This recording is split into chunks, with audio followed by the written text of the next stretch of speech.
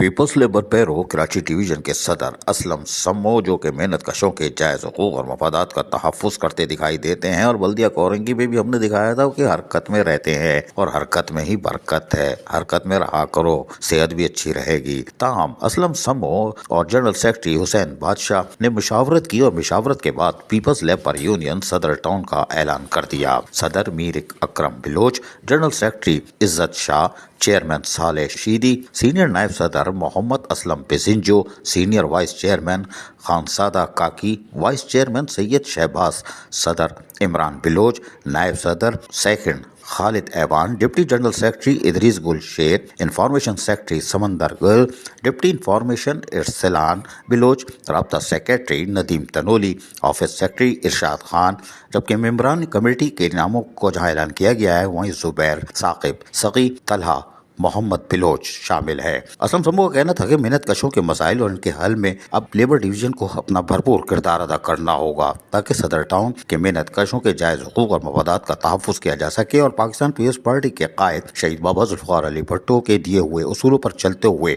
محنت کشوں کی خدمت ان کا اولین فرض ہوگا۔ اس کو یقینی طور پر پورا کرنا ان لیبر ڈویژن کے نئے عہدیداروں کا کام ہے۔ عزیز عارف، KBS بلدیاتی نیوز کراچی۔ ایسی ہی خوبصورت ویڈیوز فیوچر میں حاصل کرنے کے لیے ریڈ بٹن پر کلک کر کے اور بیل آئیکن کو پریس کر کے ہم سب کے سبسکرائبر بننا مت بھولیے۔